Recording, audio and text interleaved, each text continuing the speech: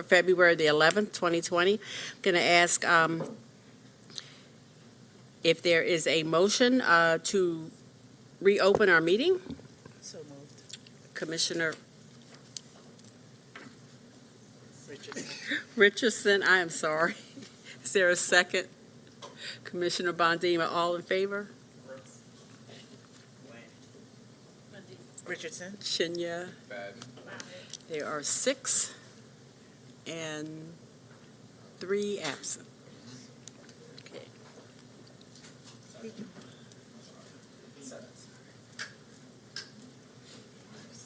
7 and 3 absent. Okay, I'm going to ask if you are, as you're able, if you would please stand as we have the presentation of colors.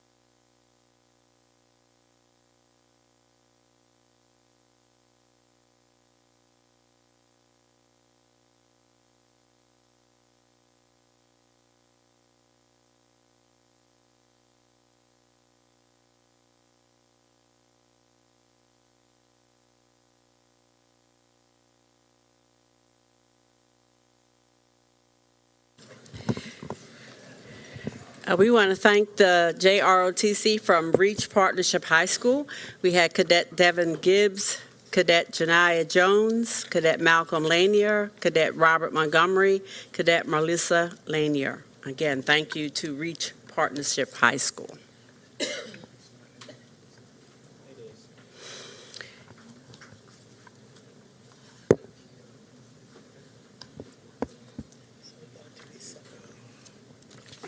Is there a motion? I'd like a motion now to approve the prior open session minutes.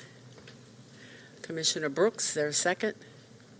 Commissioner Richardson. And this one is Without the student.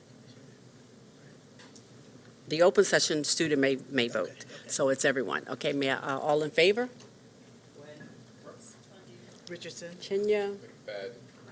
That's 7 and 3 absent. And now I need a motion to approve the closed session summaries. Okay, thank you, Commissioner Brooks. Second by Commissioner Bondima. All those in favor? Richardson. Chinya. That's 6 in favor, 7 in favor, 2 absent. Okay, all righty.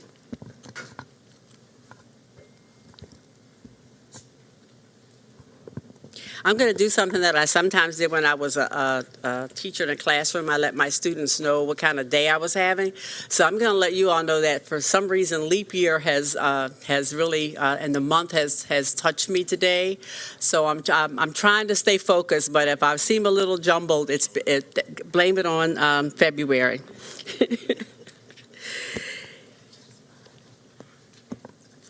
We have, for my comments, really is I want to just share some good news as I introduce our guest this evening. Hopefully, you all saw a recent Newsweek magazine. I know that our CEO has mentioned it, where it talked about the 500 best high schools in America for STEM. And in that article, we were really happy to see that there were 15 high schools in Maryland. One of them was actually from Baltimore City, Baltimore's Polytechnic Institute, which was ranked, I believe, number 36 in the country, but one in Maryland. And so, with that in mind, I'd like us to welcome this evening Kate McGuire of the Maryland Science Olympiad, and that's an organization which supports and highlights the benefits of strong STEM programming. She's here to share some things with us. Thank you.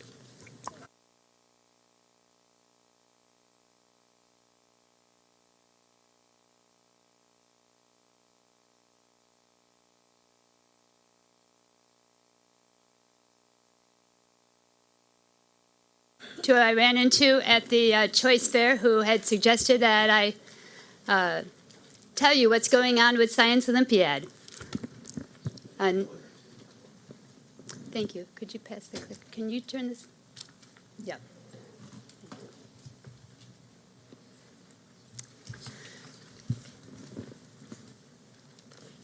Thanks. So for introduction, what makes a great STEM program has been studied by a lot of people, including you, over nationally.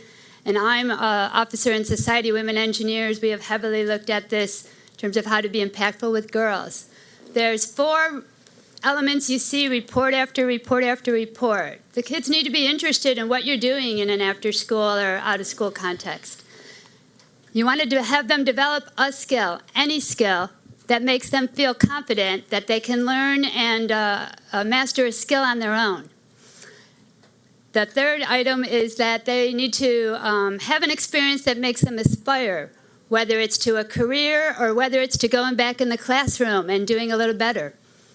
And again, a key part of having STEM programs that reinforce the education they have is the continued experiences year after year. So Science Olympiad is the foremost program in the country for 37 years. It's that is a multidiscipline science after-school program. It's based on tournaments, and it's in 48 states, 150,000 students across the country, and it's for teachers by teachers. It relies on competing to bring out the engagement. It aligns closely with schoolwork all over the national next-gen science standards, math, and reading. And it is a key tenet is teacher growth. For the Baltimore region, we've done over 100 teacher training points this year. We've been in each of the systemic training programs, and that is the City Schools has offered, and we have our own training. We're very excited this year that we had 8 years ago 4 teams. This year we have 33 city teams, which is super exciting. We've grown from 4 high schools to 10 high schools this year, and we have 23 middle school teams, one of which is the awesome Hollibird School, who is sitting next to me and going to tell you more. Just as an introduction, the unusual thing about Science Olympiad is they first get to choose one of up to 17 topics, and in that topic, they're not told what to do. They're given a wide latitude to be inventive and innovative and use their initiative. So for instance, we do bottle rockets numbers of years, and this example I have in the slides, these are Baltimore City students. They were all given a challenge and a 1-liter empty bottle and said, build a rocket that flies the longest time of anybody. The young man in the upper right worked with his partner, and he built super big wings because he said, the longest time, I want to slow it on the way down. I want to have it go a long time to go down. I want it to glide. The young woman on the lower left had a different idea. She made a super long nose because she wanted to go as high as possible. She's reducing the drag on the nose, And if it goes the highest possible, it might take longer to go down. On the right, that young man wanted it to go really straight and not wobble a lot, not have a lot of loss. So he put huge fins on it. And the lower right, that young woman has a nose that has 3 different layers because she said it should never deform. All of those ideas are right, and all of those ideas have been used in actual rockets. And those are our students from Baltimore City coming up with all those great ideas. This slide is just your virtual experience of being at the tournament. In the upper left, we have over 100 Morgan State STEM major students who come out and help run all 17 events. That one is an egg drop, and that's the Society of Women Engineers from Morgan, with whom, after this, I am going to do a dinner event. The upper right is an example of doing a build event. These students can have their families there, they can have their teammates there, they can have the other teams also there. It's very much a community event. We have a variety of events, so the lower right is showing some robots. We're doing video games this year. The lower left, we have chemistry events every year, forensics, solving a mystery. So a wide range of events. This is your science curriculum in one chart. The IQuest science curriculum for 6th, 7th grade, and 8th grade has, for each grade, 4 modules, one in chemistry, life, physical, and earth science. And in those little orange boxes that nobody can read is names of different events that we have at the tournament that the children can choose. So what's exciting is that we cover virtually 80 to 90% of every topic covered in 6th, 7th, and 8th in our city schools. And the second thing that's exciting is it takes it a step farther. For instance, they'll learn about heating up a water and cooling water. They'll think about the rates, they'll think about how much energy. But in Science Olympiad, they're asked to build an insulated box and then predict between a number of 5 and 20 minutes how much the hot water will cool when put in their box. So there's a number of skills wrapped up in that. It's taking it one step farther. Obviously, from my examples, you've been able to see that there's math. We have a lot of reading materials on each of these activities, and that it ties to their science and curriculums and tech curriculums. I'm going to end by saying you are all invited to our tournament March 7th. We're going to have 300 students from 23 schools, as I mentioned. We have the mayor coming, and we have David Wilson, the head of Morgan. This is our 8th year there, and they get more excited because we keep bringing more kids. So if you can't make the awards, feel free to come by to the gym and watch different activities, or as Dr. Santa Lisa had done with her daughters, come and say they want to witness an activity, and she actually got to talk to students doing it. So with that introduction, I wanted to have each of the children talk about their view of Science Olympiad. Do you want to? No, you got to start. Is she starting? I can start. Lisa's going to start. Yeah, I'm going to start. So hi, thank you for having us this evening. My name is Lisa Ann Tang. I'm the middle school math teacher at Halliburton Academy, and I'm also the Science Olympiad coach. I started coaching Science Olympiad last year as a way to extend the excitement that my students were showing in the classroom through doing experiments and hands-on activities.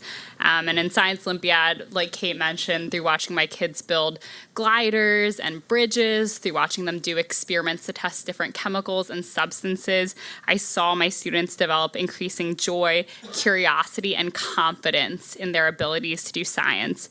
And for me personally, a lot of my journey as an educator has been learning how to step back in the classroom and let my students lead. And I think Science Olympiad has been such an amazing forum for that because it really allows students to lean in, test new solutions, and exercise their creativity. So I've seen them grow so much in their confidence in doing science and their interest in science. I also think Science Olympiad is such a wonderful way for different schools across our district to come together.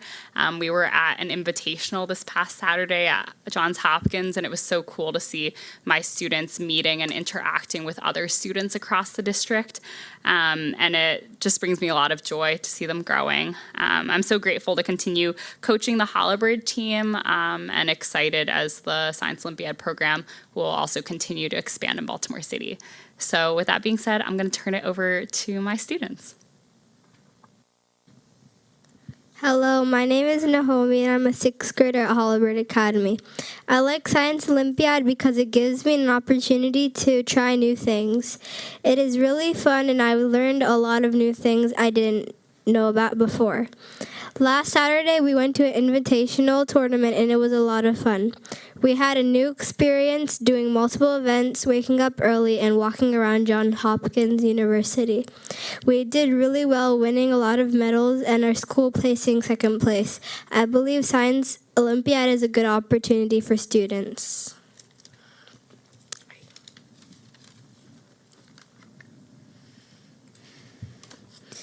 Hello, my name is Jamie Harris, and I am a sixth grader at Halliburton Academy Elementary School, and I am also a Science Olympia attendant. And I like Science Olympia because it gives me an opportunity to do what I like best and try something new that I haven't tried before. Last Saturday, we were at an invitational tournament at Johns Hopkins University, and it was really fun. And we earned a lot of medals and new achievements that we have never been done before have been made over the past year at Science Olympia, and I will keep going until I graduate, but I will still do small experiments here and there. And I will like to become a marine biologist or a zoologist because I can stop any local diseases coming towards animals or like already at animals.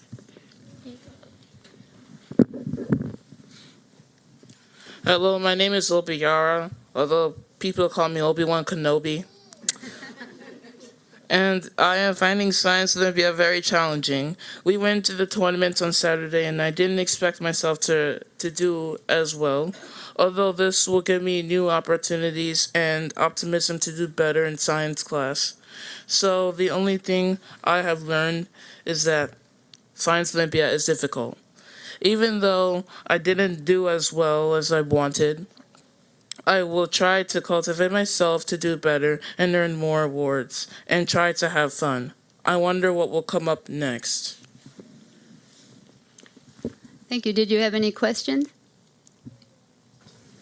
I know Commissioner McFadden has some. You all, you're the excitement for tonight, so thank you for coming and sharing with us. To the two of you on the end, I know that the young person in the center, you told us what your plans are for career and how you plan on changing the world with that career plan. But I want to know from the two of you, what are your career plans and how do you expect to change the world in those career plans? I either want to be a lawyer or a technology designer, something to do with STEM, and I think it would change the world because if I was a lawyer, I would help defend people with unright laws, people that are like wrongly convicted of doing something, and I would try to help them win their case because I like debate a lot, and I want to incorporate that into some of my career. I think that's very noble. I don't really have any career plans as of yet, but probably to be a doctor because I guess that was just my destiny. What? I mean, if that's your answer, that's your answer. Thank you, Madam Chair. Commissioner Bondima?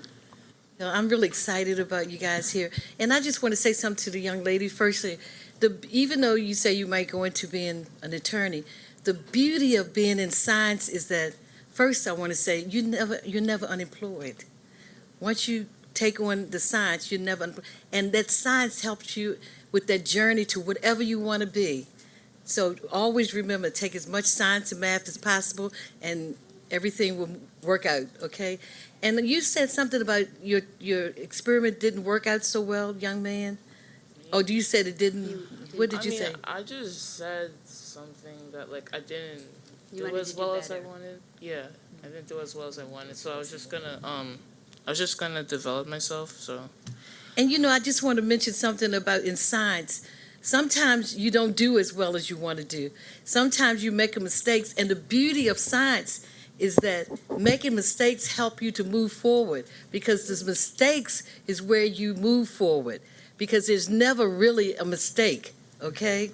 And you can learn from things not working out right or not going the way you want it, and that's the process in science. So always remember, even if what you want to do or can't do or whatever, just keep on going. Science is I have to say, to me, the foundation for everything in education. I'd say everything, okay? And I'm telling you, because I've been in science since I was in kindergarten, okay?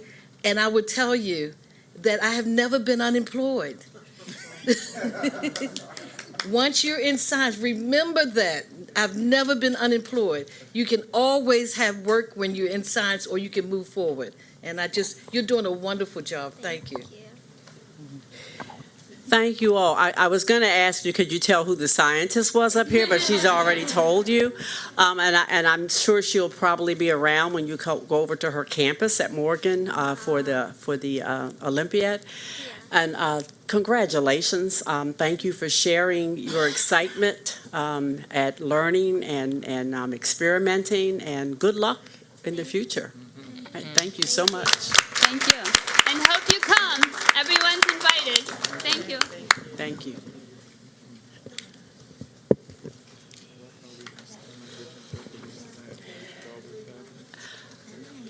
I would also like to acknowledge a gift of $45,000 to support the development of a plumbing teacher position for the restart of the plumbing CTE pathway at Mergenthaler Vocational Technical High School, and this gift came from BGE. So I want to thank them.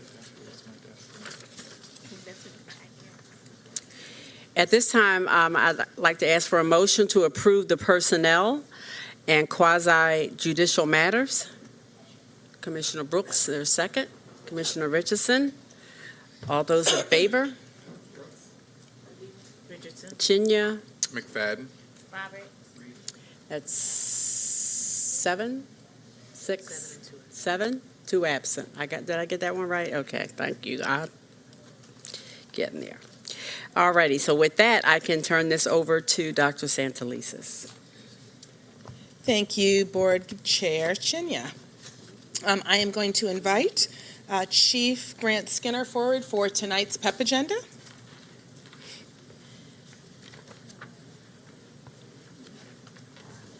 Good afternoon, Commissioners and Dr. Santelises. We have 3 appointees this evening, and they're all here. So please stand and be recognized when I call your name. First, Kevin Taylor, a staff specialist for the Student Resilience Grant, is appointed coordinator of the CCEIS grant effective February 12th. Brittany Horn, educational associate at Academy for College and Career Exploration, is appointed assistant principal at ACE effective February 12th.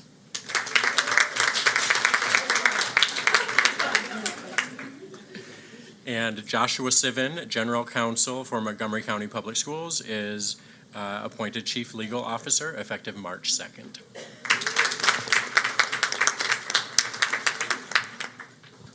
Thank you, Jeremy, and I'm going to ask Joshua Sivan to continue to stand, if you don't mind.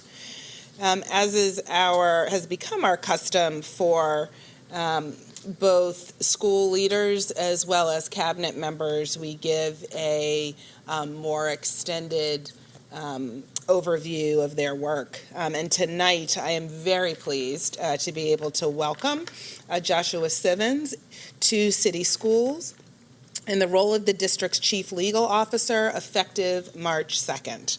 The Chief Legal Officer performs a critical role in overseeing the legal office and providing legal advice, counsel, and litigation defense to the board, to me, and to district employees.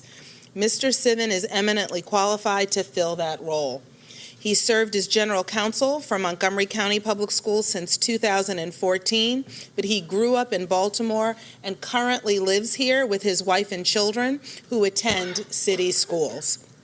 Most importantly, his distinguished service as counsel to the Director of Litigation at the NAACP Legal Defense and Education Fund, including several cases in the U.S. Supreme Court and Court of Appeals, along with his continuing commitment to educational equity, fair housing, and economic justice, aligns closely with City Schools' priorities for our schools and students. Mr. Sivan graduated from Yale College, studied history at Oxford University as a Rhodes Scholar, received a JD from Yale Law School, and served as a law clerk to Judge Stephen Reinhart of the U.S. Court of Appeals for the Ninth Circuit, and Justice Ruth Bader Ginsburg of the U.S. Supreme Court, or as my daughter Talia likes to say, the fearless RBG. I am thrilled to welcome Joshua Sivan to the City Schools team and look forward to benefiting from his expertise as our thought partner. Congratulations and welcome, Josh.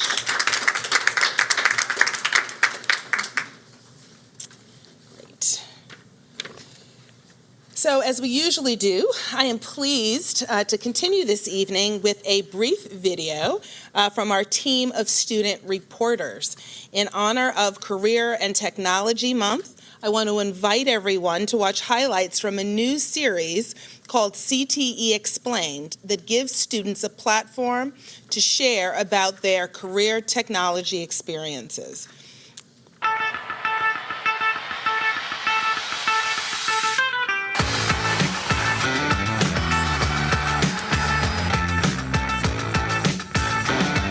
Hey, it's Bryce Taylor with the City Schools Student Media Team, and this is the premiere episode of our brand new series, CTE Explained. In this series, we will dive deep into different CTE programs, talk with students, and get a real feel for what it's like. But get this, each episode will feature a demonstration by the students showcasing their CTE pathway skills. How does that sound? Cool? Well, today's episode is carpentry. Let's get cutting. So I'm here with Jerron. He's been a part of the carpentry program for 2 years now. So Jerron, what are we doing today? So basically we're turning logs into benches. All right. First step over here, we're going to chainsaw this side to even out the middle.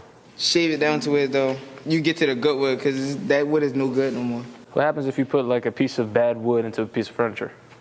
I mean, it could break very easy. All right, we don't want that to happen.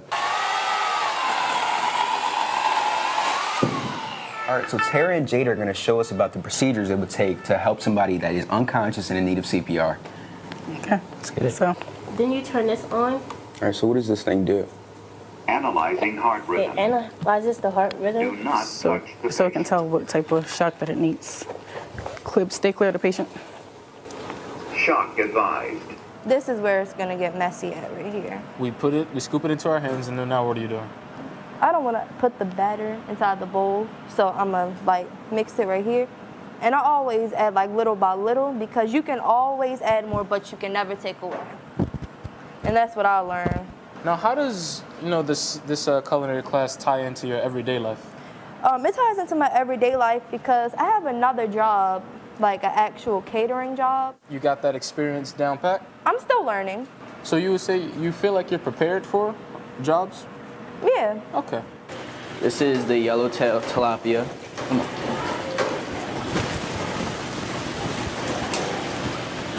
These are the guys who normally stay in here. What do you use to feed them? Right here in this bin, we have different types of food that we'll use on them.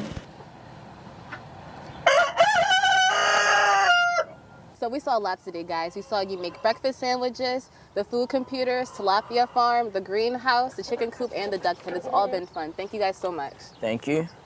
That was an amazing tour of the incredible agriculture program at my school, Green Street Academy. Thanks again to Chris and Chris for giving me the tour and showing me all the ins and outs. You can watch additional episodes of CT Explained on Facebook, Instagram, YouTube, and Twitter. This has been Tia Bryant on City Schools TV. See you in the next pathway. Nicely done. Nicely done. And a special thanks to the Office of College and Career Readiness, Communications, and the student media team for partnering on this student-centered series.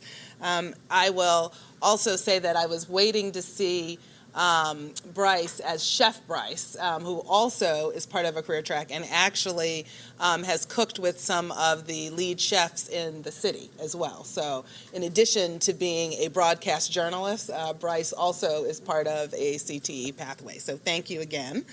It is now my great pleasure to recognize two of our talented student entrepreneurs from Francis Scott Key Elementary Middle School for their accomplishment in going all the way to the nationals of the Network for Teaching Entrepreneurship NIFTY competition.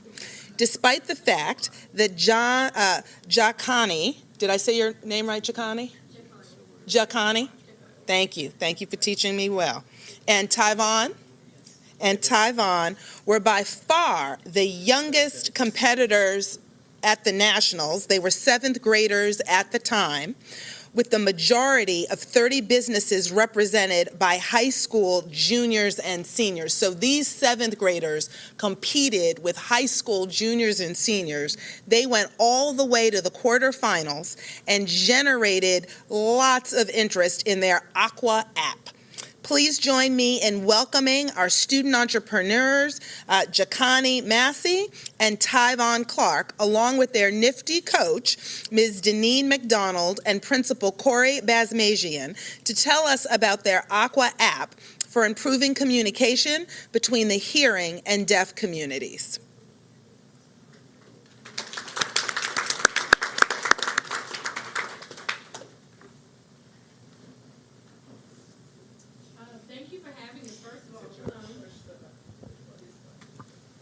There we go. Thank you. Thank you for having us. So I'm Mrs. McDonald, and just briefly about me, I've been at Francis Scott Key for going on my 20th year now, and when I retire, it'll be from FSK, not necessarily Baltimore City, because that is my home.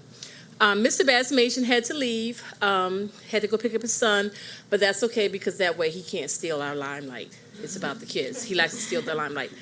He told me about NIFTY when he was a teacher at Francis Scott Key. So my passion with NIFTY is that it helps young people develop that entrepreneurial mindset where they can turn problems into ideas, to opportunities, and then to, of course, money makers, because the bottom line is businesses want to make money. So as a teacher for NIFTY, I always present my students with the broad picture.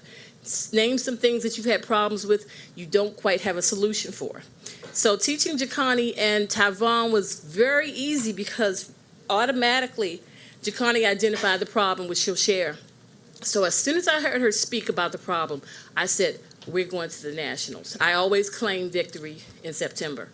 And so for the 10 years that I've been teaching NIFTY, every year we've gone further and further in terms of my students. So this past year was the first year that we won first place, we being Francis Scott Key, first place over everyone. And when I say everyone, I usually mean Roland Park, because Roland Park was always setting the standard. And so if that's the standard and we want to beat them, I have my students reach for that standard. So that was the first time that we beat everyone. And so in New York, they presented their idea. Just listening to them talk and present, I could see them coming to life a long way from September when they were kind of in the box, not wanting to outreach. And my thing is, I'm going to push you to the limit. And so they responded remarkably. So they have won, they won $1,500 here at the Baltimore level. They went to compete in New York again against seniors and juniors in high school. I think they had the best idea, and when you see their presentation, you will see that it solves a problem and it connects people.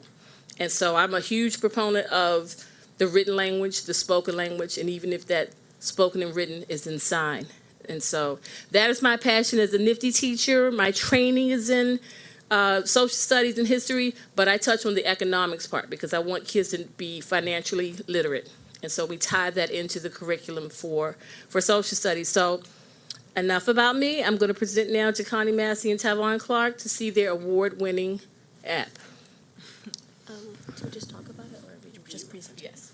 Well, yeah, share how the whole concept came about. Okay, so just like Ms. McDonald said, back in September when we started doing this course after National History Day, she basically said write down 3 basic ideas that you want to have for like this whole thing. At first, I was doing this for the grade, obviously, but later on, I wrote down like a cake batter business and this and that, and she was like not really pleased with it. And then later on, I realized I really do have a big problem with my family and seeing my family struggle with being in this world. Like, for instance, we have Google, Alexa, we have Xfinity where you can talk into the mic, and they're not able to do that like we are.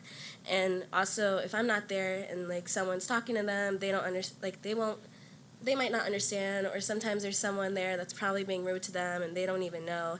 And I saw that a lot of times, and so I made that as my idea, and I presented it to my friend and my best friend, Tyvon, who's very good in technology, and I'm not really that great. So that's when I asked him to work on this with me because he's better at technology with me, well better than me. So that's when he had the idea to make this as an app. I was gonna make this as a device or something like that. So your Tyvon. Yeah, my best friend Jakani, I was very fond of her and her family, so I decided I wanted to help her out. So, I basically felt bad because I was really close with their family. I would go over for dinner, so I wanted to help her out because I knew how hard it was for them to connect. So then her great idea sparked this whole app, so I just wanted to support that. Yeah.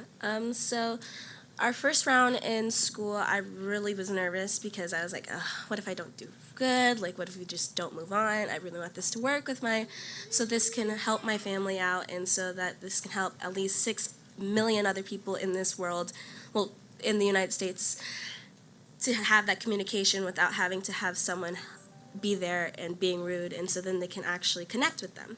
So when we won, I was like, oh my God, we're gonna move on. We're gonna make this map. We're gonna earn money, and we're gonna help people. So when we moved on to the city round, I think that was the most nerve-wracking thing because this is our first experience, and I've never done anything like this. Before this, I was a quiet kid in Miss McDonald's class. I wouldn't even talk. I would only talk when she called on me, and even when she did call on me, I was very quiet. So this sparked confidence in me, and it saw that I am capable of doing things that are out of my comfort zone and out of my box, and this can lead to me being successful, and this is a way for me to pave my path into my future and what I want to do for my future. Okay. Yeah, working on this business and practicing and pitching made me a better presenter because when I was in Miss McDonald's class before September, I was also very quiet, but I knew I could read, I knew I could speak, I wanted to share my talents. So working with Jakani, practicing every day made me more confident than I already was. So I was just very thankful that Nifty helped us sparked our idea. They took us on many journeys, helped us raise the money. So every day it's just closer and closer and closer for us to get to developing our app. So we just have to practice more. So that's one of the main reasons we wanted to come here to pitch our idea and to network. Yeah. So yeah. Yeah, to piggyback on what Tyvon said, many people that we met, basically an app developer or other people, basically said that this isn't possible because they don't have the technology to do this, so we should try something else. We shouldn't do this business idea. There's no way you can do this. Other companies have been trying this for years and years and years. But my thing is, the back of my head, I'm like, but we're 14 and we came up with this idea. Well, these people at other businesses, high-end ones, probably 30 or older, who knows, don't even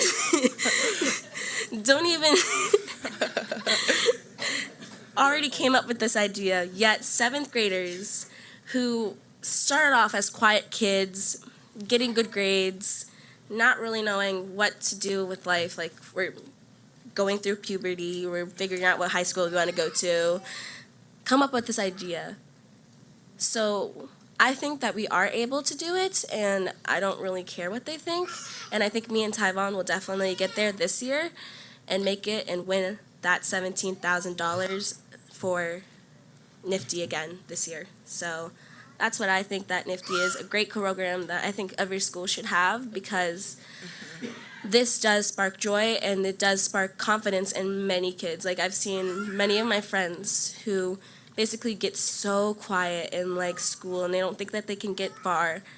Yet when it comes to NIFTY, they are able to present their idea, think that they can do it, have the motivation to try again next year.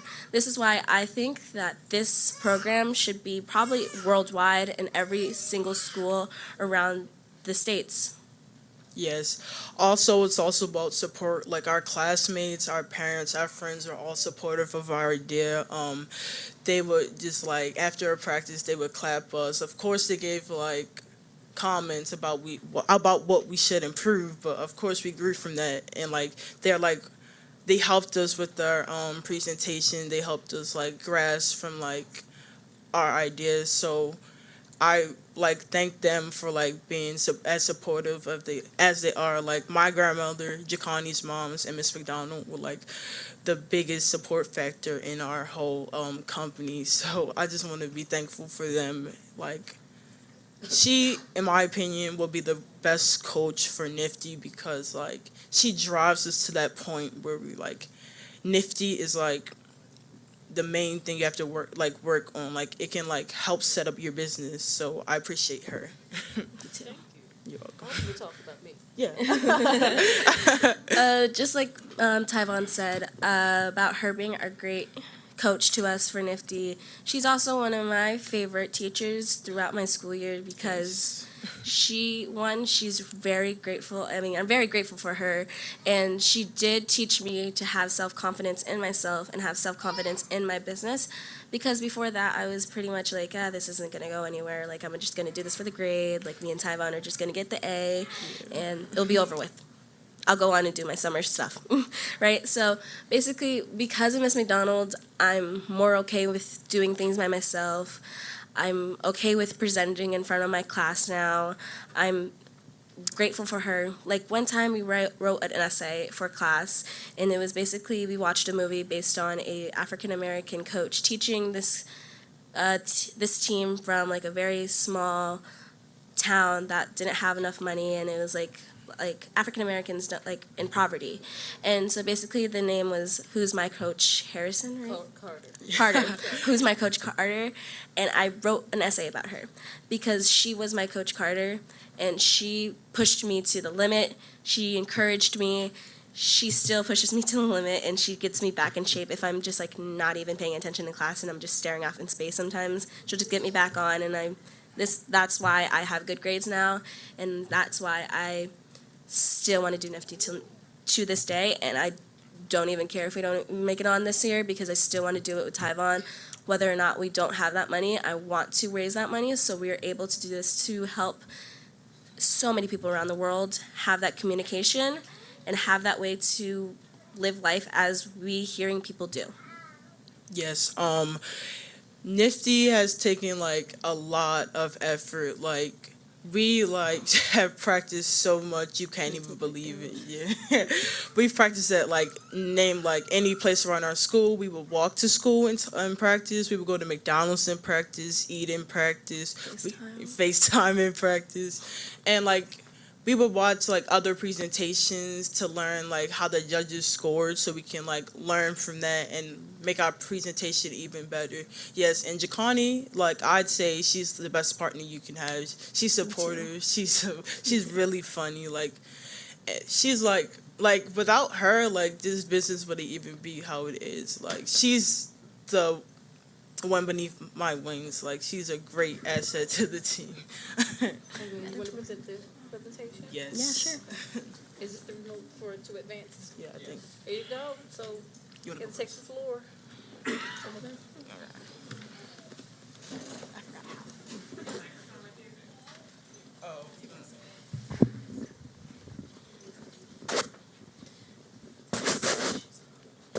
Wait, can you press the slides first? You wanna go? I'm going to set this down here.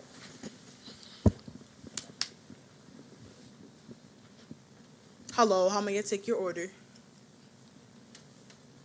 Huh? What? It's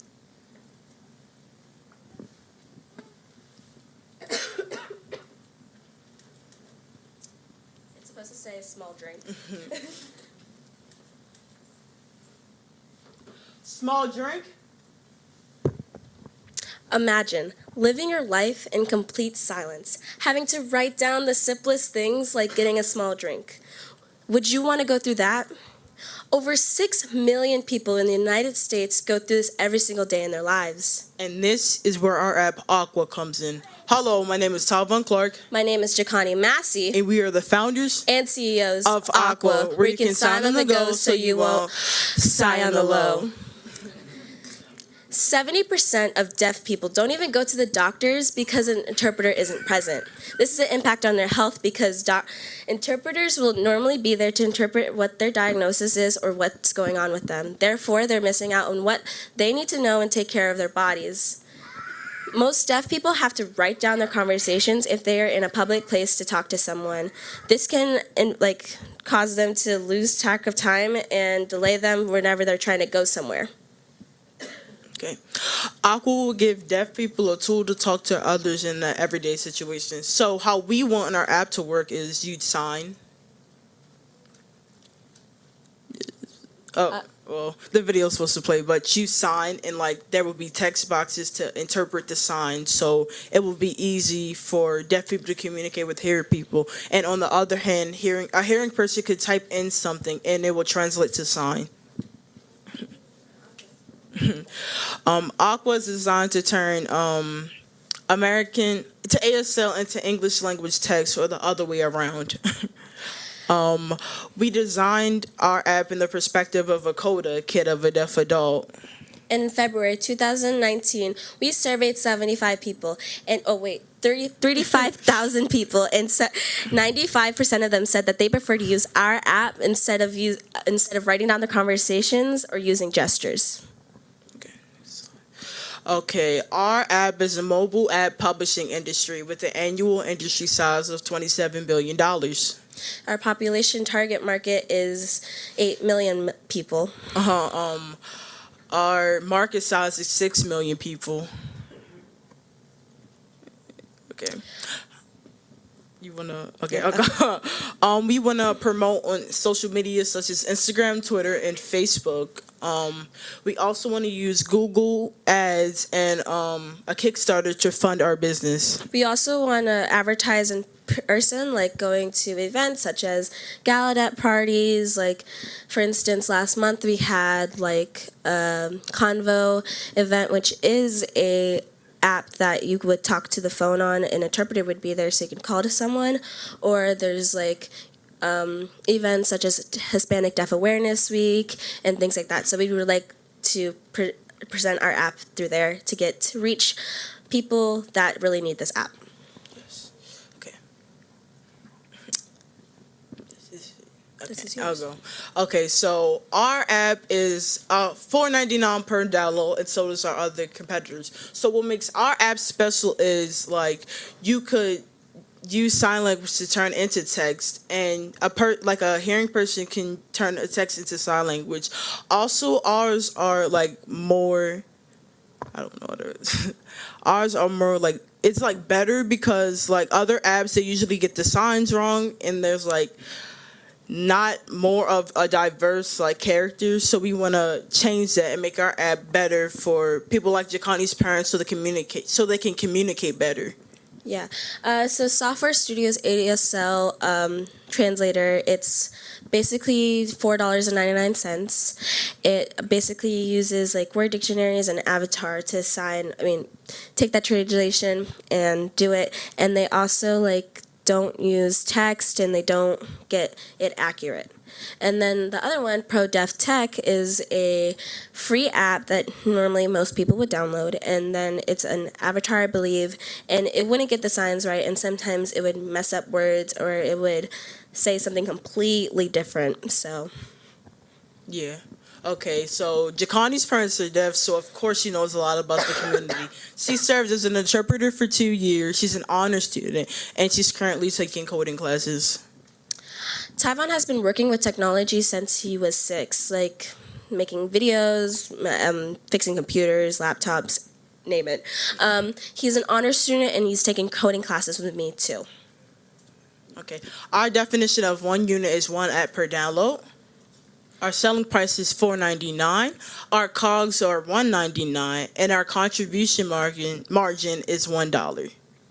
We will, our monthly even unit is we would have to sell 120 units to make $360. Yes, and our variable material expenses are 99 cents, with our fixed expenses being $160. Okay. Today, Aqua is in its alpha testing. And our future plans are that we want to work with a professional coder to help us take Aqua from alpha testing to beta testing. We want to add web services to support downloads, and we want to add more languages to expand our target market. Okay, we also want to download 50 cents per download to donate 50 cents per download to Dogs of the Deaf. And Dogs of the Deaf is like a company to give out service dogs for people with disabilities, mostly deaf people. Okay, then again, my name is Tyvon Clark. My name is Jacani Massey. And we are the founders and CEOs of Aqua, where you can sign on the go so you will sign on the low. Thank you. Thank you.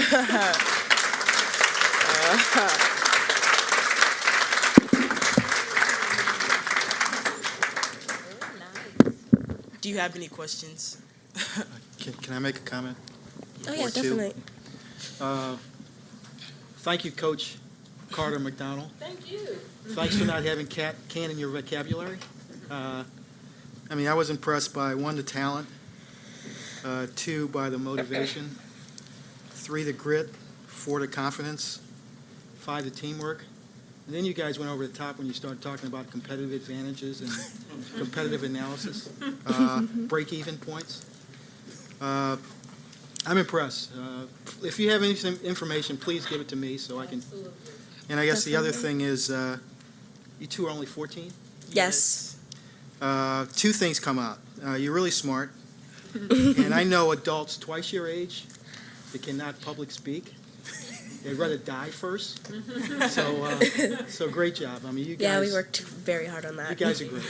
Thank you very much. Thank you. Yeah, we were a little rusty. That's why the stutter. Oh, that was rusty. Yeah, that was rusty. That's rusty.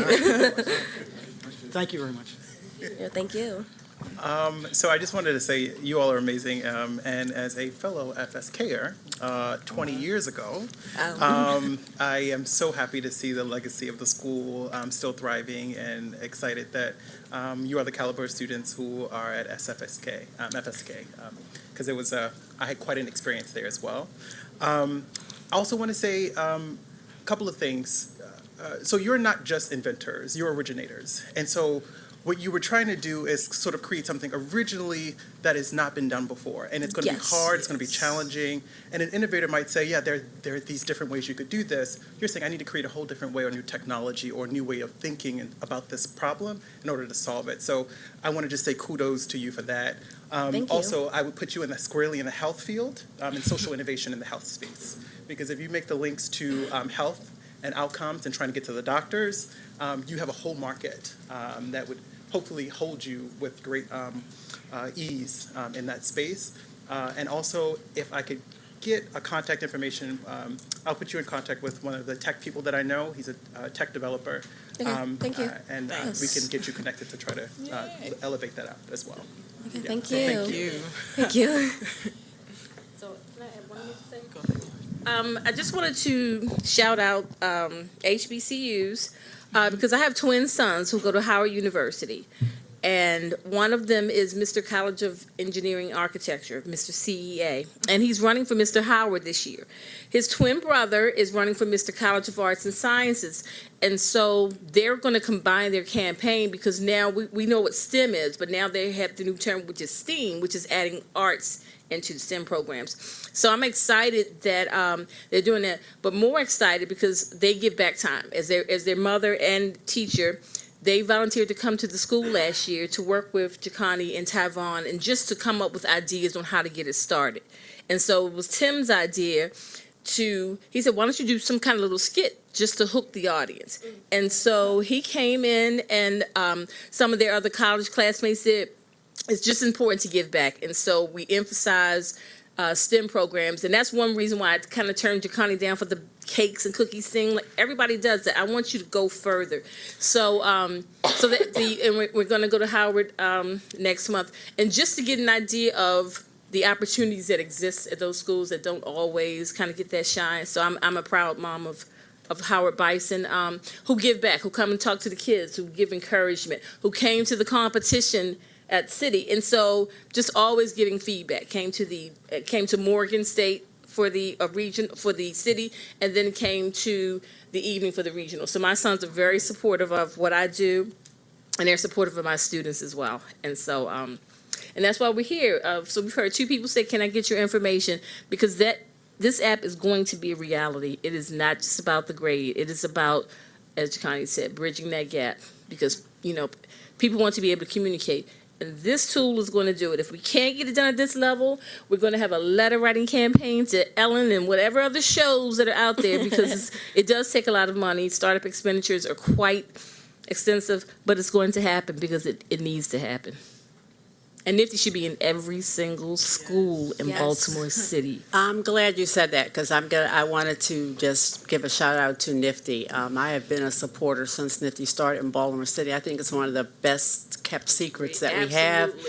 And just listening to and watching the students, what it does in terms of just building confidence and helping our students. That, along with the debate, kudos to you all. And again, I would also say to my fellow commissioners, if you've never had the opportunity of going to one of the events where students do the presentations, NIPTY is always looking for folks to judge.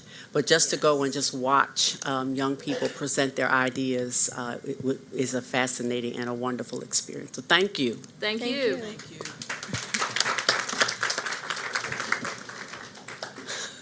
Commissioner McFadden said it reminds us of like the closing on Shark Tank, and so we just need to make sure you leave with the full patent and capital investors. So I think I would agree with the commissioner on that. Thank you all again. Right now, I am pleased to welcome Dr. Josh Sharfstein, Vice Dean for Public Health Practice and Community Engagement at Johns Hopkins Bloomberg School of Public Health. Dr. Sharfstein was Secretary of the Maryland Department of Health and Mental Hygiene and is also the former Health Commissioner of Baltimore City. Above all, he is a strong supporter, valuable thought partner for all of us at city schools, and I would say, really above all else, he is a city schools parent.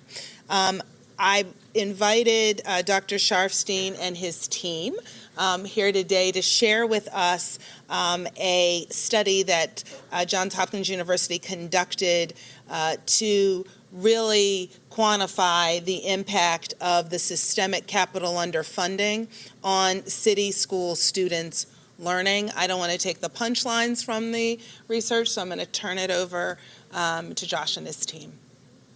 Thank you very much, Dr. Sanalisis. There you go. And it turns green. Thank you. Thank you very much, Dr. Sanalisis. It's a pleasure to be here, and maybe I'll ask a couple of our research assistants just to introduce themselves. Hi, I'm Paris Lowe. I'm currently in the Masters of Science in Public Health program at Johns Hopkins, and a lot of the work that I do is in maternal and child health. And this was just a great venture into some of the child health work that I've done. Hi, I'm Edward Cordy. I'm a medical and public health student in the Masters of Public Health program, and concentrating in social and behavioral sciences, and really happy to help on this project. Great, and I'll be pretty brief, and then if you have any questions. This is a project at the faculty level, was myself at the School of Public Health, Richard Lofton from the School of Education, and Rachel Thornton from the Department of Pediatrics. It's really, wasn't a research project exactly, it's just kind of a story that we wanted to tell with data. It's posted on the Centers for Civic Impact website, where Beth Flower and Catherine Klosek helped us put this together. It's an interactive website designed for anyone in the public to understand. I can say as a parent, I've certainly familiar with the challenges of the facility, the physical conditions in the city schools, but I didn't really understand them until we really got into a number of the details. And so the website, if you've seen it, allows you to, it sort of tells a story and presents some data and also has some interactive components so people can look at it in their own way. The first story is, why do the physical conditions of school matter?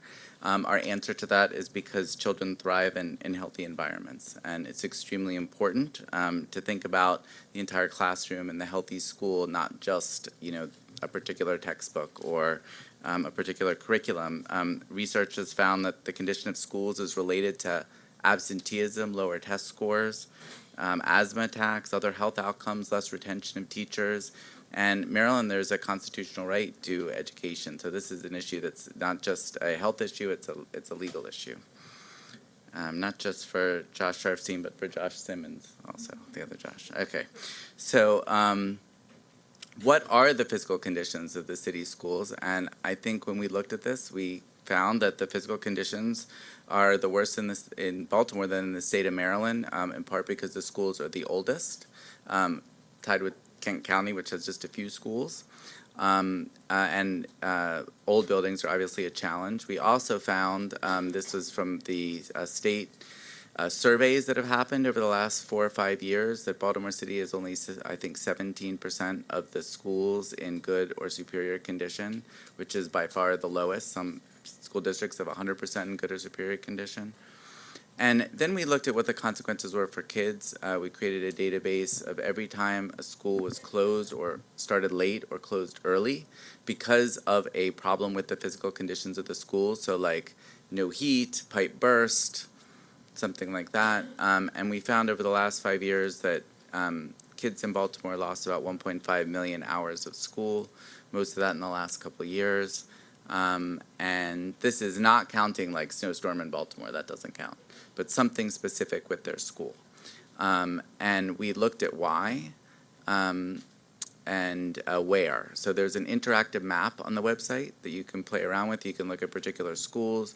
You can look at particular reasons for closing. You can look at groups of schools.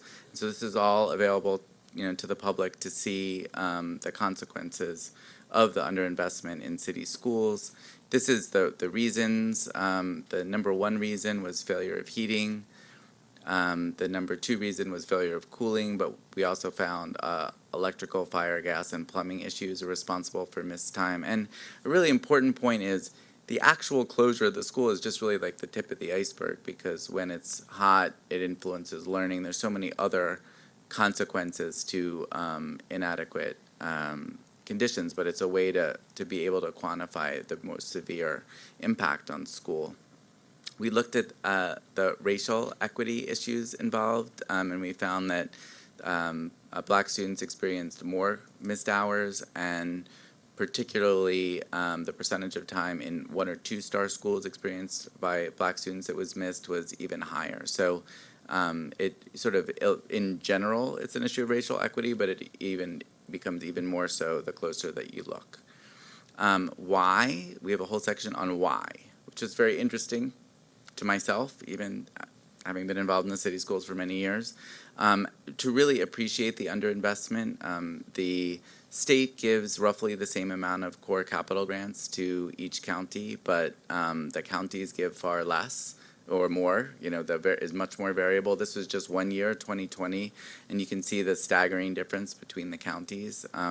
Baltimore City has much less of a tax base than the other counties, which obviously partly explains that. But unlike for other operating funds, the capital funds, the state doesn't really compensate for the difference in the wealth of the counties. And that may be the last one. I'll just also say we at the end explain a lot of the great work the school system has done under the very difficult conditions that you're facing, to take stock of all the schools. In fact, we use some of that data in here. I think there are 97 schools which have the HVAC systems past their replacement date. there are many hours missed in those schools. I believe there are a whole bunch of schools, 30 or so, that have HVAC systems with parts that are more than 20 years past the replacement date. So you can actually see that on that interactive map. So the goal is to try to provide some transparency and tell the story that, the school system is doing everything it can with the resources it has, but it doesn't have enough resources, and the consequence is real, a profound unfairness to the children in the city of Baltimore. You have questions? Madam Chair. Oh, okay. Yeah, I just want to make a comment. I surely, one of my alma maters, right, by the way, Johns Hopkins. I wish you had done this research at about 2 years ago when we were going through the issues of heat and air conditions. And it would be wonderful if we could if this is online, because some of the questions that we have, and I shared it with us, Dr. Santalisa, when I went to greet students at an elementary school the opening day 2 years ago, and the parents were really upset about no air condition. And I took them, some of them went outside with me, and I explained what you just presented to the parent, and they were surprised because I took time to explain it to them. And this would be wonderful if we could send it out so people can stop asking when they think that we're not telling the truth about some of the things that's occurring, but to have your research documented to show our parents in the community and the state of Maryland what we're dealing with. They know it, but we need to continue to put it in writing and so they can visualize what we've been talking about all along. Thank you. Thank you. Thank I would you just so say much. we actually were able to present it to a number of the parent leaders, PTA people before we did this to get their input, and they had the same exact comment. We'd really like people to see this. And so in addition to the school system sending it out, we've offered anytime anyone wants to talk about it, we'll be there. One of us will come. So we're happy to be the messenger on this.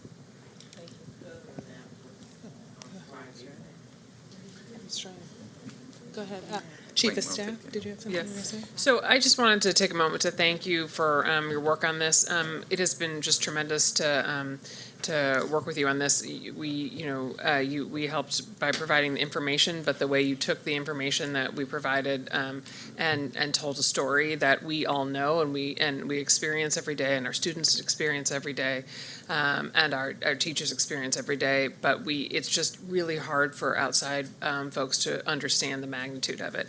And I know in my role, I think one of the most humbling things in this role has been the challenges on the facilities and the humbling realization of the gap between what the resources that you have and what you need, and the compounding impact on that on every student. Our classrooms are rarely the right temperature. They're often too hot. They're usually too hot or too cold. They're never the right temperature. And the number of days we're closing schools, that the way you quantify it from a racial equity lens is just hugely important. So this is such important research, and I just can't express enough how appreciative we are of you thinking of creative ways to document a story that has been going on in Baltimore City for many years, and needs people to understand the compounding implications of our students that are sitting in our classrooms each day. Oh, please, Commissioner Lynn. Yeah, the presentation was really good. Also, this slide in particular,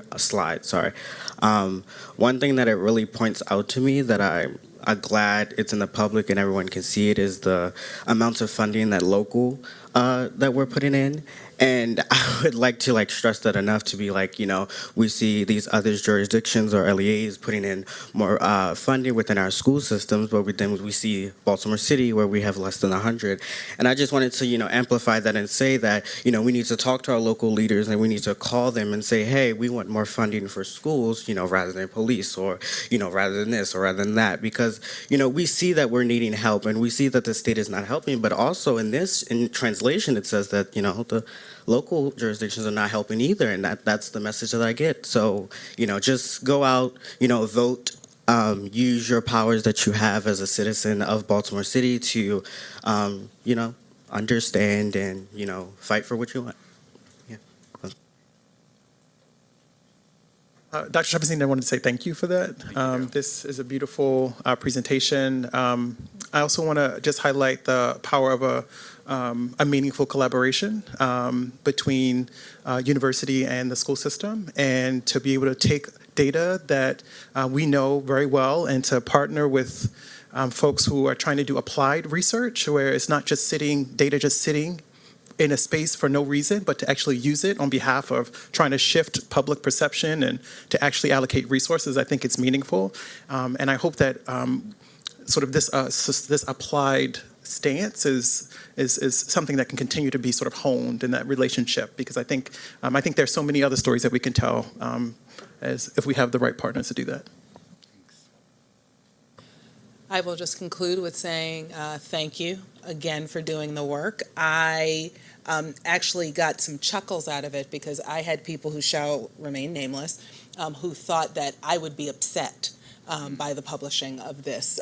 And it was very interesting to me. They thought, this is just scathing. Why would they put that out there? And da-da-da. And I said, well, it's the truth.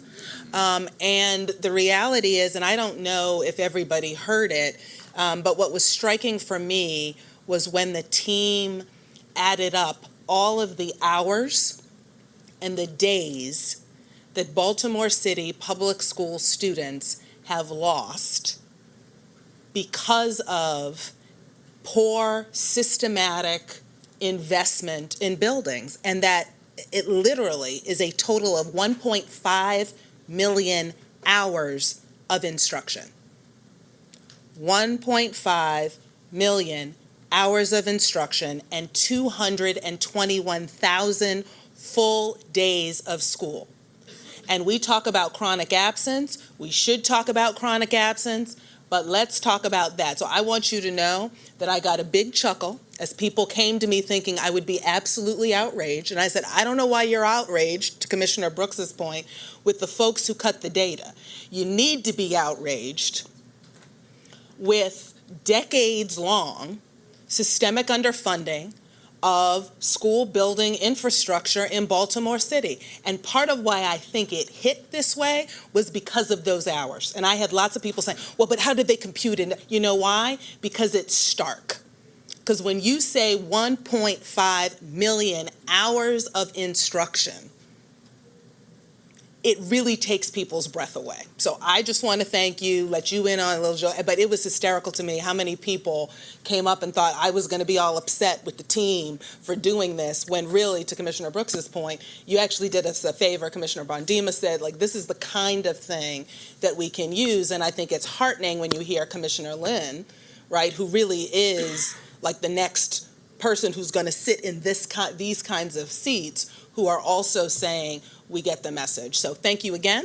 And this concludes my comments for the evening. Thank you. Thank you.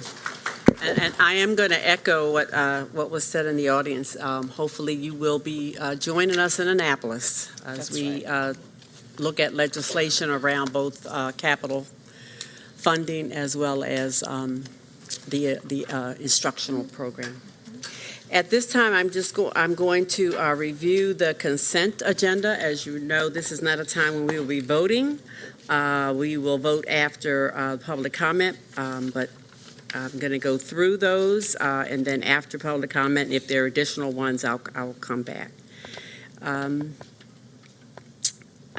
We will be pulling item 8.01. Which is CEO contract, 8.02 Cub contract agreement, 8.03 policy JFE homeless students, 8.04 a request for board approval of the FY 2020 supplemental appropriation, 8.05 21st Century School Buildings Plan annual report, pulling 8.06. And then in procurement, we have one item, 14.01, Plant and Moran PLLC. Okay, so the items, make sure I got them right. The items that have been pulled, 8.01, 8.06. I'm sorry, yes, 8.03 I would pull for Commissioner to vote. All righty. With that, then we will move to public comment. And we'll start with specially recognized groups. Do we, Baltimore Teachers Union? President Diamond Tate Brown is here. Thank you. Welcome. Thank you. I'm also sharing this space with AFSCME, who was right after me. Okay. We would like to sit at a table in solidarity. All right. This is the American Federation of State, County, and Municipal Employees, Mr. Glenn Middleton. That is correct. Good evening. I was shocked to learn last week that Baltimore City Public Schools' unaffiliated staff will receive a 3% cost of living adjustment this year. These are administrators who aren't a part of any union and don't have any bargaining rights and don't work directly in schools or with students. Meanwhile, the educators who work directly with students only received a 2% cost of living adjustment this year and will get even less next year. This board talks all the time about how the most important work of BCPSS happens in schools and classrooms. Yes, staff who aren't affiliated with any union, staff members that don't directly work with students, are getting a raise that is 50% higher than our teachers and our PSRPs. And don't get me wrong, a 3% cost of living adjustment is great, but the pay increase of educators in the classroom should be the baseline for the district's priorities.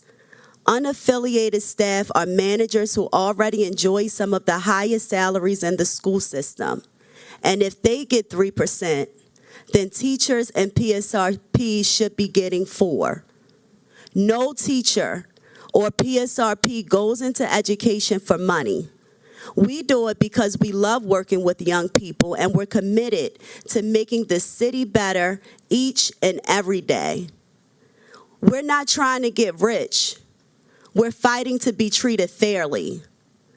There's a lot of talk about Baltimore's teachers being exceptionally well paid in the state of Maryland. But when you look at the actual numbers analyzed by MSDE, the average teacher in Baltimore City makes less than the average teacher in the state of Maryland. And we're falling further behind as Montgomery County, Prince George's County, and others negotiate new contracts. And this isn't just about teachers, PSRPs, including our paraprofessionals and school secretaries, who overwhelmingly consist of Black women who are underpaid. These women are the glue of Baltimore City, and too many of them aren't making a living wage. We do whatever we can for our students. As educators, we spend thousands of our own dollars on classroom resources, on copy paper, on books to stock a classroom library, on paint that we can repair so that we can repair a wall, and on fans for overheated classrooms. We have elementary teachers with over 30 students in their rooms and high school teachers with over 35. We have mold in our buildings, heaters that don't work, and classrooms where mice appear every single day. Teachers and PSRPs in the classroom should be receiving the highest raises offered by BCPSS because we do the most essential work and we face the greatest challenges. We not only teach, but counsel and guide young people who face the difficulties of growing up in one of America's most violent cities. We work to provide opportunities for young people who face tremendous stress in their daily lives, and we have so many successes that go unrecognized. We do this job because we love working with young people. When this board says that educators are the most impactful and important staff in BCPSS, we agree with you. And we want you to back up those words with actions.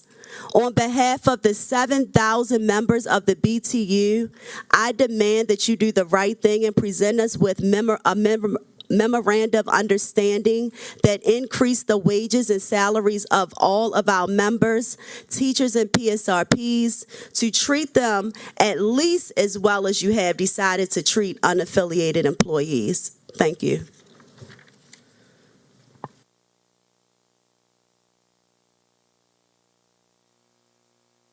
Oh, I'm sorry. I apologize. Good evening to the board chair, to the vice chair, but also to the superintendent and to the other board, the Baltimore City Board of School Commissioners. I'm Glenn Middleton, and I serve as the president of ASME Local 44 here in the city of Baltimore. And right to my right, to your left, would be Patrice Johnson, who's a custodian, and she serves as a labor relations specialist. I just became aware of this issue just recently, a few days ago, that you, the Baltimore City Board of School Commissioners, approved a 3% cost of living increase retroactive to July the 1st, 2019, for all employees who are not represented by a union, the group that is referred to as unaffiliated. I find this appalling, so does our members in the school system, and very insulting to the hardworking members of ASME Local 44. I think it's almost 96% of them that actually live in Baltimore City. And about 40% of them live right near the school where their children, grandchildren go. They are the food service workers in the school system in Baltimore. They are the custodians. They are the bus drivers, groundskeepers, building maintenance employees, but also engineers and hall monitors in the schools. We are by far the lowest paid employees that we represent in the school system. We are the parents, grandparents, great-grandparents, and aunts, uncles, brothers, and sisters, and students in the school district. Why do I find this insulting, and also our members? ASME Local 44 represents just under 1,000 employees in the school system of Baltimore. This board has a legal duty to bargain with ASME workers on wages, hours of work, and other working conditions. In bargaining, we requested a raise of either 900 or 3% COLA, whichever was greater. It would have cost the school system less than $900,000. But what happened? We were told it was too much money. This school system could not afford it. Most of the board would agree, I guess, that $700 per employee or 2% COLA, whichever is greater, would have been a lot less. The board has no legal obligation to bargain with unaffiliated employees, but they're doing it. In fact, it does not bargain with them over wages, hours, or any working conditions whatsoever. With no bargaining obligation, you have granted the highest paid employees in the school system a 3% raise, and many of these employees are receiving $3,000 and $5,000 raises compared to the $700 that was offered to our members in the American Federation of State, County, Municipal Employees. We do not begrudge raises for any employees. However, we do begrudge the fact that we are still insulted that you had no interest in treating the ASME workers in the school system as valued employees. It's like you threw crumbs at us and said, take it. As I close out, we demand that you treat us fairly, give us a 3% raise or the $900, and the same to the teachers also. And ASME stands ready to sign an MOU that modifies our contract to give us raises equivalent to the raises you gave to these unaffiliated employees. Thank you for your time.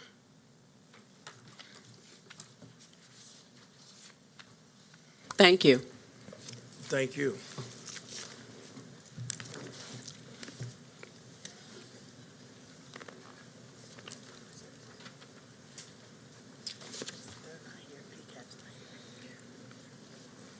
Okay, we had no other of the recognized groups to sign up, so our next speaker is Octavia Parks from KIP.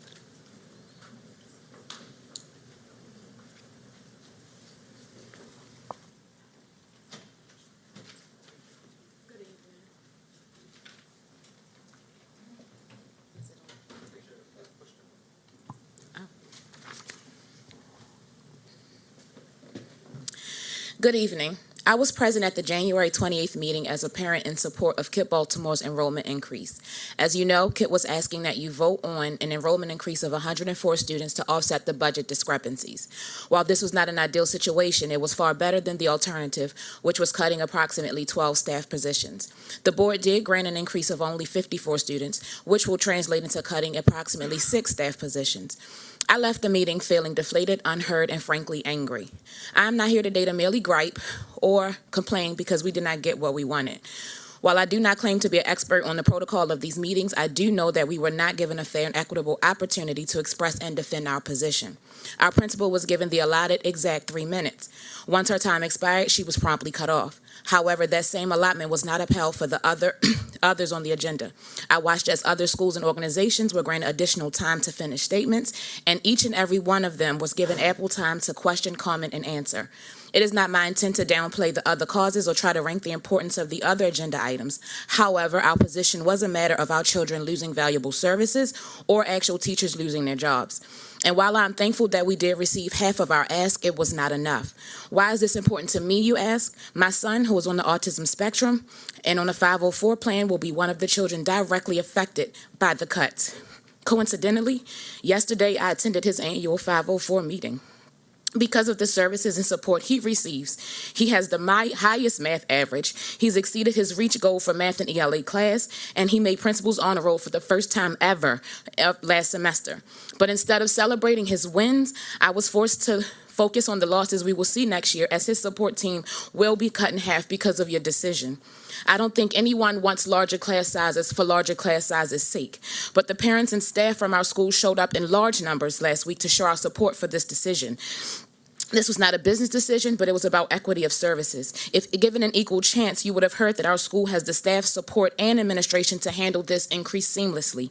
But not only is money or lack thereof an obstacle to our children receiving what they deserve, but it's also a disregard for proposed and viable solutions. What is most disheartening and maddening to me is the apparent lack of care and consideration this vote received. It seems the decision was already made before we showed up.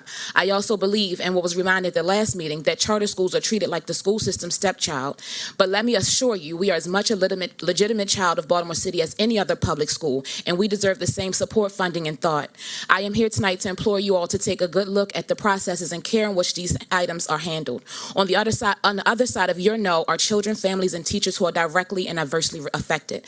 I hope that in the coming days, my faith is restored in this board. But as a parent who will be left to pick up the pieces for my son, who will be directly and adversely affected because of the sheer disregard and hasty vote, I am left with much to be desired. Thank you.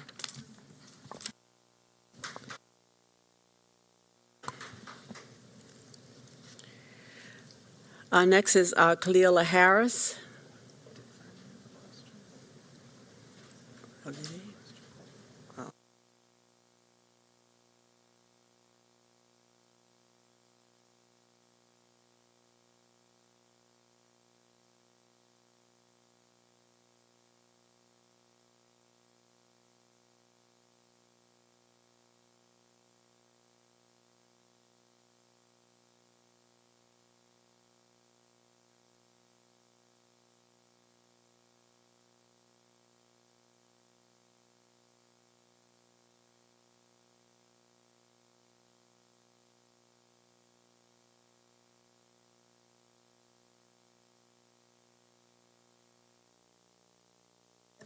Dr. Chinia, Dr. Santelises, and the rest of the Board of Commissioners and City Schools staff members. I'm Khalila Harris. I am the Connection Chair for the Psi Phi Omega chapter of Alpha Kappa Alpha Sorority Incorporated.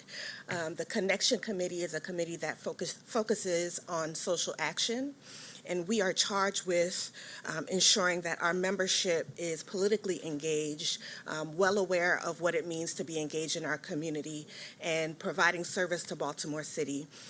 You may be familiar with other organizations in the Divine Nine. Psi Phi Omega is the 4th Baltimore City chapter of Alpha Kappa Alpha, the youngest. We celebrate our 6th year this week. And we also have a commitment to East Baltimore. Of all of the Divine Nine graduate chapters, Sci-Fi Omega is the only chapter that meets and focuses its attention on East Baltimore.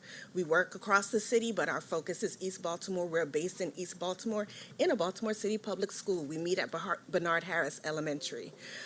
If folk are in the audience that heard about coming, will you wave from AKA? Great, thank you. So a large part of why we're here tonight is to say that you will see us again. We plan to come quarterly. We've begun an AKA night at City Hall as well. You know, most of the organizations will do something in their state legislature, but we realized the rubber hits the road here in Baltimore City. And I've been working with my chapter membership. All 40 members are registered voter registration people. Got everybody prepared to register others to vote. We do that at every event. What you have in front of you are some of the programs that we do with Baltimore City public schools. I want to just call your attention because you are all well equipped to read to the PPO Period Project. This is something that Tina and I are actually going to be meeting about in 2 weeks. But we've been collecting organic feminine hygiene products. Well, we are sure Baltimore City Schools is supporting House Bill 208 to ensure that every child has access to free menstrual products in schools. It should not be a barrier for our young women or any student who's menstruating. We've been collecting these materials since the fall when we were hosting debate watch parties and other events. Our goal is to supply every school in East Baltimore with at least 50 kits. That includes fresh underwear, wipes, and organic feminine hygiene products, which, if folk don't know, it reduces the impact of your menstruation because it has less chemicals. And we want to be able to expand it across the city, partner with city schools to make sure we are contributing to our neighbors in the way that they pour into us. This is my chapter president, Dr. Tiffany Parkman. And we really just want to make sure that we show a presence, not only when cameras are on and not only when issues are so exigent that we need everybody to show up, but along the way we want to make clear our long-term commitment to Baltimore City Schools. So thank you for having us. And before we go, we just want to let you know that we do offer scholarships for high school students, and they can be found on our website. Our website is akaeastbaltimore.com. And we give away about $5,000 annually in book money, international travel, trade school, college, because we recognize the expense of where our kids will go. Thank you. Thank you. Thank you for your commitment to the community. 1 second, I believe someone has a question for you. Commissioner Bondima. Thank you, Commissioner. I have a comment. I'm on the Maryland Association Board of Education, and we meet, now we're meeting every 2 weeks. And this topic has been a big topic. And I don't know, Dr. Santalese, you know the bill number? I'm not sure. 208. Here. You got it? Okay. And there's a big conversation all around the state of Maryland with all the boards in reference to supplying free menstrual products. Excuse me? Free products to free products to the student and having those products available to the young ladies. Mm-hmm. And it was surprising that most of the counties did not want to do it because of the finance. It's all about the money again. So it's still a big conversation, and I was one that made a big deal about how important it is, especially during emergency. Absolutely. Especially, and some people just didn't want to talk about it. It's amazing that people still don't want to talk about it when it's a serious need for this. So I am so excited about you bringing this topic, because we just had this topic 2 weeks ago in reference to what you're talking about.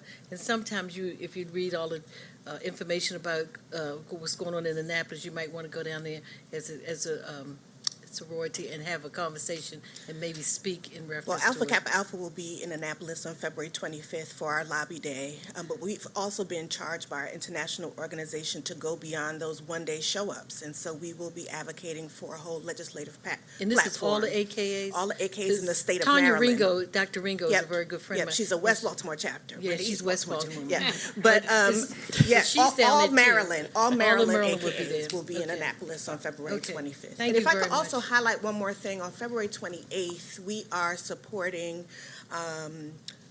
Western Doves class of 2020. We're sponsoring a talent showcase, and all of the entry fees will be going to that class of 2020 to make sure they have a great year, senior trip, or whatever it is that the youth of today do with their senior money. Great prom. Our soror, Dawn Strickland, is an assistant principal and is the class advisor for class of 2020. So we're happy to do that. That also falls under our international program. But there's Harlem Renaissance 420s. That's the theme of it.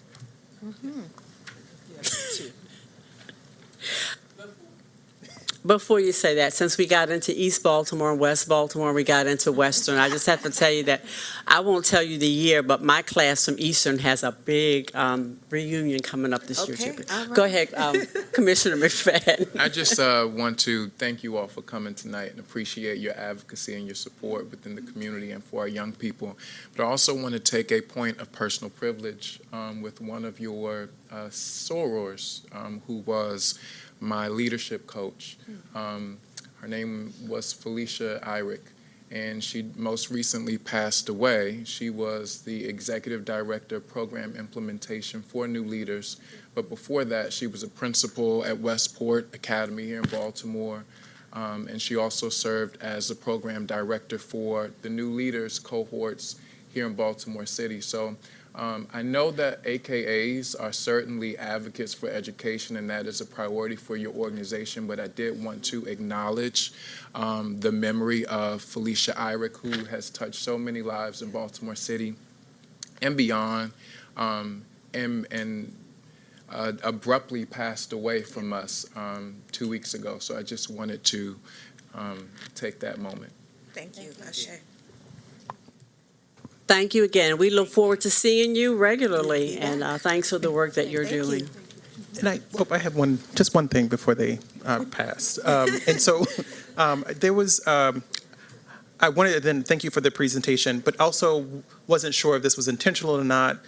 You made a comment about saying folks who menstruate.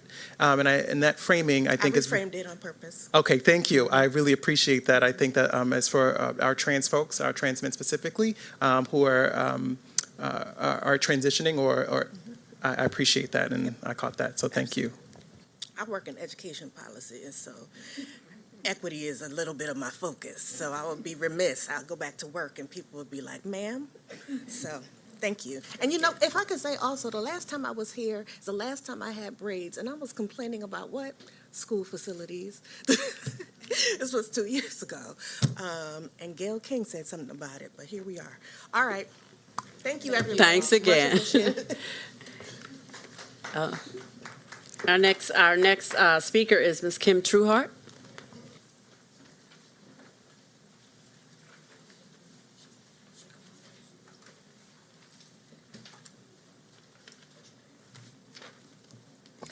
Three minutes is not enough, and intentional racism sucks.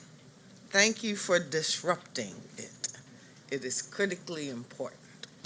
I want to give a shout out to two organizations that have recently donated to Liberty Village Project.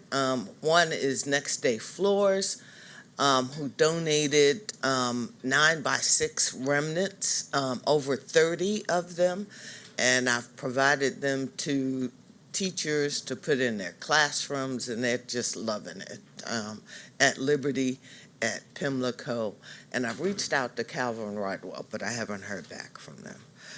The other organization on Friday did an expungement clinic at Liberty Rec and Tech Center, where we expunged over 100 records of mainly young people in Baltimore City.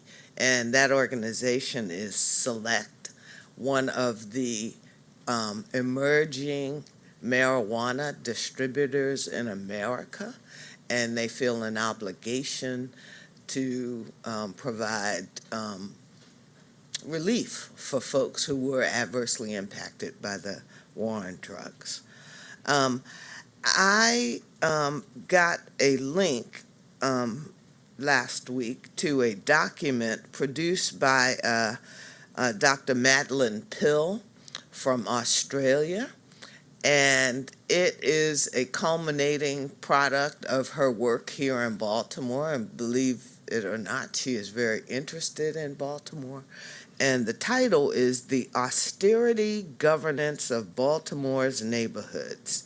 The conversation may have changed, but the systems aren't changing.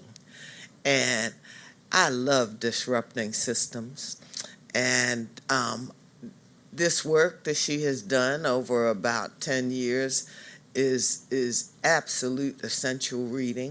And if you haven't seen it, I urge you to go read it. Baltimore Children and Youth Fund needs to get some money out for year 2. And if you guys don't see the importance of saying something about that, this summer, a lot of organizations are going to have or not have programming as a result of receiving or not receiving Baltimore Children and Youth Funds. Please speak up about it. Call your council people. I had on Friday morning a boat captain, the only African-American licensed boat captain in Maryland, the owner of 2 tugboats, come to Liberty Rec and talk to some young people about jobs. The brother wants to pay $25 an hour. I can't get young people to do that because they're scared of water. They don't know how to swim.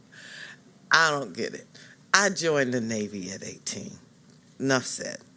I applaud you on the new contract for our CEO, but we're giving schools 6-year contracts and stuff like that, and we only want to give her 4. I love what she's doing here. The thing that's missing out of her contract is a new section, CEO and community relationships. Get that? CEO and community relationships, I think, is missing from the contract. So please consider including that. And if you need to know what that means, I'll be glad to spell it out for you. But CEO and community relationships ought to be included. And yes, $325 is a lot, but I think she's worth it. But I also think and recognize, not because she's nice to me, but because the work that she does is exemplar, and I think we need to keep her here. And whatever that takes to keep her here, I am beseeching you to do. Okay? Thank you. Thank you, Ms. Trueheart.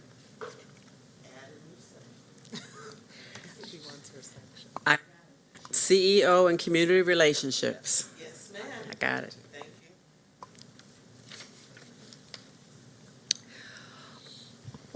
you. Okay, at this time, we do not have information and discussion items listed for this evening, so we're going to go back to the consent agenda. And is there a motion to approve those items that are a part of the consent agenda? Commissioner Bondima, second. Commissioner Richardson, all those in favor? Richardson. Chinya? 7. 2 absent.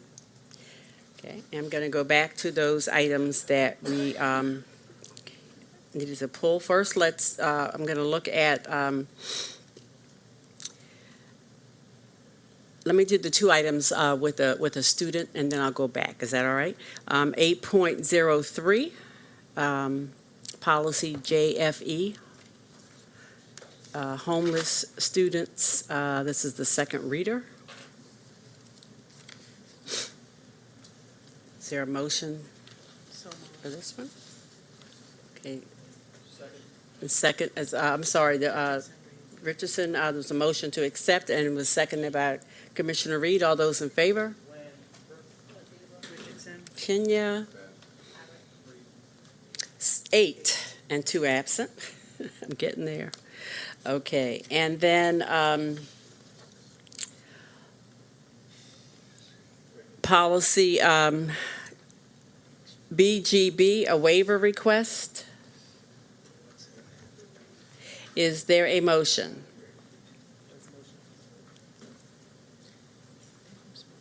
You're going to read it? Would you like? I'll make the motion. I'll make the motion. I hereby move that policy BGB is waived to permit the board, upon majority vote, to defer the second reading of policy JKA until no later than the February 25th board meeting. Okay, is there a second? I'm going to go with Commissioner Lund. How's that? Okay. All those in favor? Richardson? Chinya? I told you it was a leap year. Okay, that was 8 and 2 absent. All right. And then I can do this other one with the student commissioner? Okay.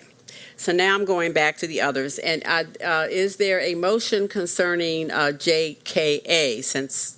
We just did that. Oh, it's all done. That was so confusing. Thank you. All righty. Thank you. It was covered. Okay. So now I'm back to item 8.01. Is there a motion to accept? So moved. Commissioner Richardson, is there a second? Commissioner Bondima, all those in favor? Richardson? Chinya? That's 7 in favor, 2 absent. That motion passes, and I need to stop here to say congratulations. We are so thrilled that we have approved new 4-year contract for Dr. Santelises. I know it's early, but we wanted to be certain that we were ready for next year, so we're starting early. And it is just a wonderful feeling for the board, I need to say to you, in terms of knowing that we will have consistency and that we will continue in the work that you've begun. We know we still have a lot of work to do, but we do think we have the right team on board, and with your leadership as CEO, we're looking forward to moving forward. So congratulations and thank you. Thank you. I promise I'm not gonna do an Oscar keynote-y thing, I promise, but I just want to say that, one, I continually say that the reason why 4 or 6 years in Baltimore City is something that I want to do. Yeah, you talked to Ms. Drew. Six. You're so funny. Yeah, you say that now. Is one, because of the leadership of this board. This board does not always agree with me, and that is a good thing. And you have heard me say that. That is a good thing.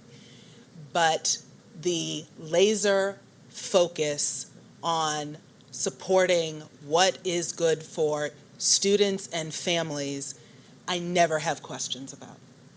And that is an incredibly valuable asset to have as the head of any school system. The second piece I will say is this really, sure, it partially is about me. I could do nothing if I did not have the team of people I have.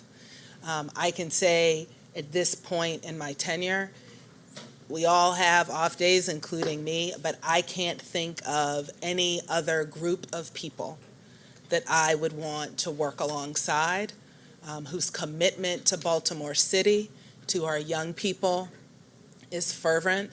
And the last, 3.5 years, that went really quickly, was the foundation laying.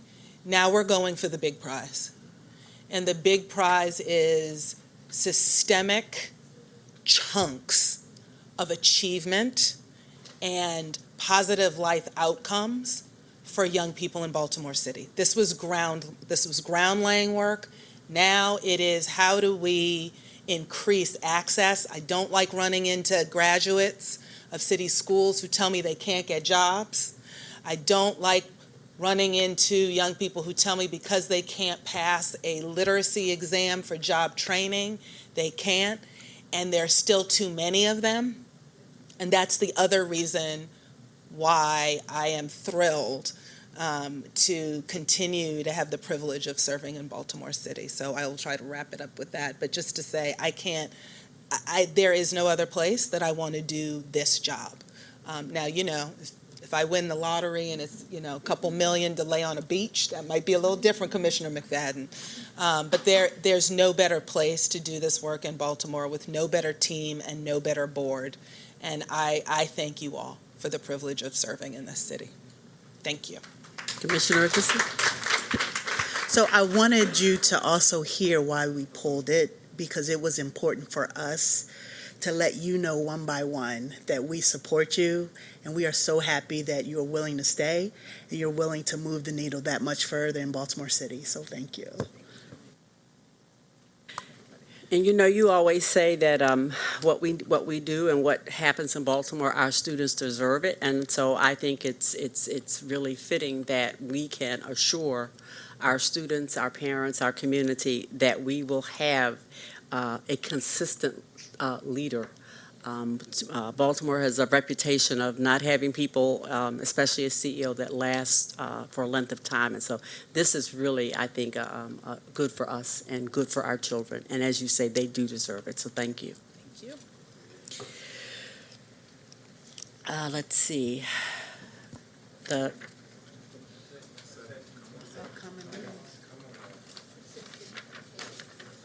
Okay. We are there. So I need to give you the notice of upcoming meetings because everything else was passed by consent. The Operations Committee will meet on Tuesday, February the 18th at 10:30 here in the boardroom. Policy Committee, Tuesday the 18th at 3:30 p.m. here in the boardroom. Parent and Community Advisory Board has a meeting scheduled for Thursday, February the 20th, 6:30 here in the boardroom. The next public board meeting will be on Tuesday, February the 25th. Executive session is at 3 and the public meeting is at 5. Teaching and Learning Committee will be meeting on March the 3rd at 3:30 here in the boardroom. I would anyone who has been following things, just know that there is a joint hearing on Monday, correct?